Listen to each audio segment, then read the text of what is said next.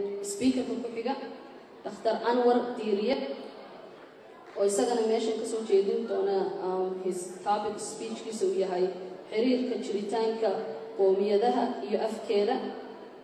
And Dr. Anwar Diiriye, he is an independent researcher oo ku takhasusay taariikhda iyo suugaanta ku foognaa more than 20 years.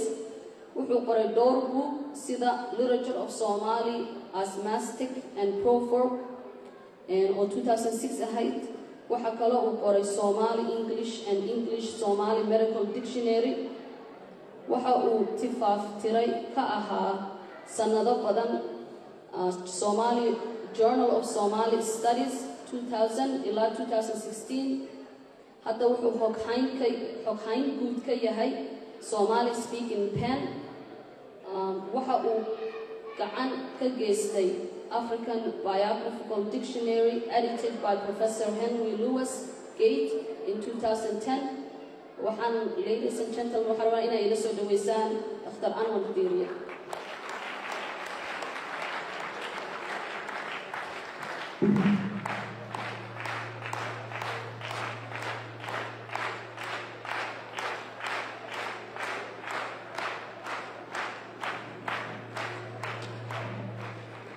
magacaygu waa Anwar Maxamed Diiriye laakiin doctor lama socoto waan ka gudaaranayaa ka reeba buugta halkan laydinkaga sheegay Literature of Somali Onomasticology and Proverbs qofkii u baahan halkaa dambuu ka iibsan karayaa. English Somali English Medical Dictionary isaguna halkaas ku yaallaa.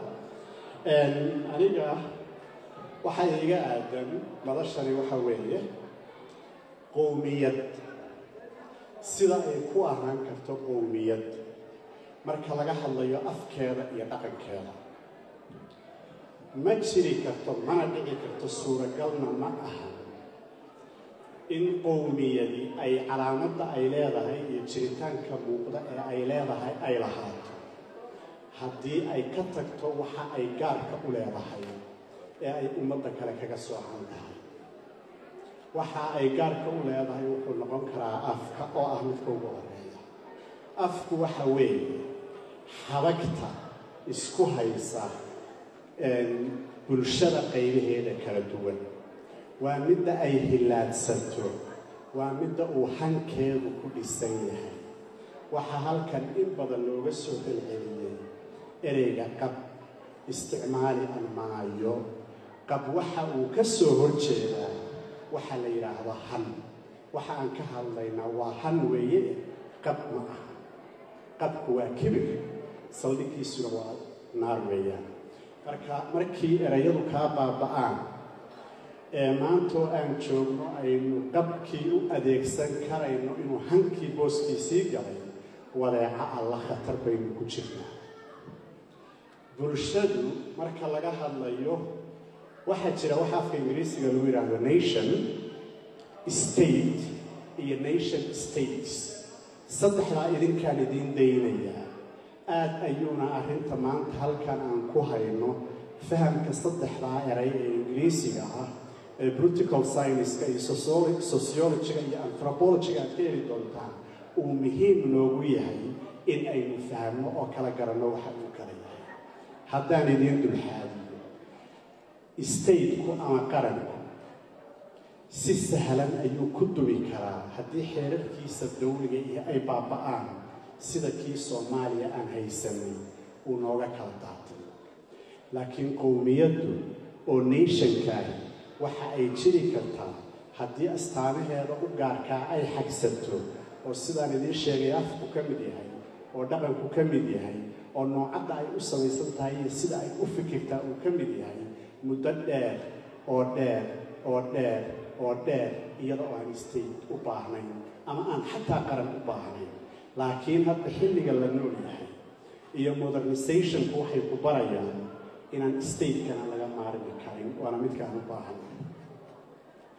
haddii aad doonayso in aad tahay gobol ka mid ah qowmiyad sidii Faysal uu sheegay 120-130 milyan ah ama 160 milyan noqon doonta 20 sano soo socda, oo keligaa aad tahay mid ka duwan. waa in aad adkaysaa astaamahaaga kuu gaarka ah si qowmiyadnimadaada iyo dadnimadaada iyo bulshanimadaadu ay uga dhex muuqato badweyntaas aad ku dhex jirto. waa midda sababi doonta in jiilasha iyo facyaasha dambe ay ku sii tarmaan, ku hodmaan, ku bulaalaan, wax ku noqdaan, ku dadoobaan, wax ku qaybsadaan, sharafkooda iyo ixtiraamkoodana ay ku gudubsadaan. haddii afku kaalu ama uu kaa dhuntiyo ama uu sisi kaaga dheeliyo, hubaal waxa ah in aadan waxa badan ku soo kordhinayn qowmiyadnimadaada iyo jiritaanka bulshadaada. waxaana bilaabmaya milankii bulshanimadaada. waayo adiga oo Soomaali ah, marka afku kaa yaraado, marka dhaqankii iyo dabeecaddii wanaagsaneeda lalahayd ay kaa yaraado, dhaqankii intiisa wanaagsan baan ka warramayaa, maaha inta xun. markay kaa yaraadaan waxaad qarka u fuulaysaa kuwa noogu xigaa waa Oromo inay 50 milyan yihiin baa laga yaabaa. 2 goor ama 3 jeer bay nagu jibaarmaan. kuwaasaa ku liqaya, waanaad u eg tahay, weligaana waad oromoobaysaa. marka si aad gobolka ugu badbaado waa inaad awoodda saarto waxa aad leedahay inaad kaydsato. markaan baraarujinta halkaa ku dhaafo, cilmiyan afka Soomaaliga xaguu ka soo jeedaa, waa kuma, qiimaha uu leeyahay sababuu yahay. markii nabiyullaahi nuux calayhi salaam lagu yidhi raaca doon adiga iyo inta ku ogol ee inta badan lab iyo dhadiga loo raacay, soo noqodkiisii uu soo baxay. taariikhdu waxayna bartaa 3 wiil oo dadka maanta adduunka ku nooli ka soo farcameen inay yihiin kuwa saldhigga u ah afafka. inagu xaggaan kaga jirnaa? nuux awoow u ahaa, isagana waxaa awoowaha 11aad u ahaa nabiyullaahi aadam calayhi salaatu wasalaam. innagana wuxuu noo yahay awoow oo ummaddii markii la baabi'iyey hadda inta joogtaay waa faracii nuux weeyaan. innagu waxaanu ka nahay reer Xaam. 3 wiil ee Jaasafeed iyo Xaam iyo Saam oo Saam ugu weynaa, Xaamna dhexda ku jiray, Jaasafeedna ugu yaraa. waxa abuuran ee uuman ay aad aragteen kuwa ay ka soo jeedaan. afkeenu waa af Xaamiya. markii uu Xaami noqday oo markii hore uu noqday Himato-Semitic wax la yiraahdo oo ay labadii kala jabeen ee kala qalbaceen, Saamiyiintii dhan bay aadeen. afka Amxaarada ka mid ah, Tigriyaanada ka mid ah, Amxaariga ka mid ah, Hibruga ka mid ah, Yidishka ka mid ah iyo sidaa kuwa. Xaamiyiintii baa soo haray. afaf sida inta taariikhdu ay xustay loo malaynayo inay 300 oo af ka badnaayeen ayay afafka Xaamiyiintu ahaayeen. Soomaaligu mid buu ka ahaa. maanta waxaa ka nool wax ka yar 40 af. maxaa ku dhacay kuwii kale? waxaa ku dhacay waxa maanta aynu ka baqayno ee ummaddoodii ama madaxa looga istaagay ama ay ka tageen ama ay iloobeen oo ummaddoodii oo qaarkood nooshahay maanta ummado kale ay yihiin na ka mid ah, iyaga oo la moodayo inay kuwaa ka mid yihiin oo weligoodba laaf ahaayeen. 2 daqiiqo baa ay hartay.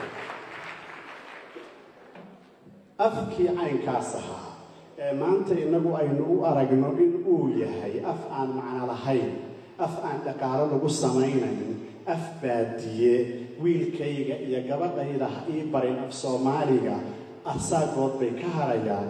Faransiis iyo Ingiriis ii bar ee hooyada iyo aabbaha Maraykan joogaa markay saf garan waayaan, wiil yar inuu ku jawaabay, hebelow afka Soomaaliga ma taqaan, hooyadaana Ingiriiska ma taqaan, see isku fahamtaan? anigu hooyaday waxaan fahmaa buu yidhi markay caraysan tahay keliya, wejigeedaan ka gartaa, lugahan ka dhunkadaa, markaasay carabiga ilowdaa. madda halkaasaynu doonaynaa inaanu gaarno. marka waa maya. jiritaanka iyo afkuna sidaasay isugu xiran. waxaan aad moodaysaan inuu inaga nala fudud yahay. 1840kii buug la yidhaahdo Documentation of History and Geography of Eastern Africa oo afka Frenchiga ku qoran waxaa qoray Charles Julian in la oran jiray oo waagii dambe New Caledonia ka noqday governorkii ugu horreeyay ee dowladda Faransiiska. waagi hore commandant wax la yidhahdaa xukumi jiray laakiin markii laga awood roonaaday ee siyaasad ahaan loo qabsaday governor baa loo sameeyey Charles Julian Africa wuxuu yimid 1830kii ilaa 1840kii buu maray buug buu qoray waa 21,000 oo page waa 59 chapter waa 3 foliumkiisa koowaad chapterkiisa labaad wuxuu ku yiri waa ka hor intii aan Ingiriis Afrika qaysan wuxuu yiri dadka Soomaalidu waa dad tira ahaan hadda ka yar 1 milyan waxa ay leeyihiin dhaqan adag waxa ay leeyihiin afkadoon waa geesiyaal wayna ku hanweeyeen afkaar iyo dhaqankaas dalkooda waxaan ku talinayaa dawladda Faransiisku inay qabsato laakiin waxaan ku talinayaa 700 ugu yaraan 7 awoodood oo European in loo qaybiyo waayo laba xukumi karo waxaan kaloo ku talinayaa haddii taan awoodi waayo in la kala qaybiyo lana diido bulshada afkeeda iyo dhaqankeeda geesinimada iyo madaxadayga ku dhistan inuu hana qaado ama kobco midnimadana laga ilaaliyo waa taatan maanta nahaysatay haddii aadan ogeyn taariikhdii tagtay haddaadan maanta tan dhinacyadaada ka dhacaysa aadan u warhayn haddaadan isku dari karin haddaadan laba u qaybin karin sidee ayaad aayaha ku ilaadinaysaa beentaa weeye ma ilaadin waana sida taariikhda loo bartaa sidaa weeye afka ummadda dhani ay waxay barteen Leo Renage 1817kii buuggii ugu horreeyay oo uu qoray oo af Soomaaliyeed ka hadla in raalliga oo hawada joogtido waa hagaag waa eber waan istaajiyay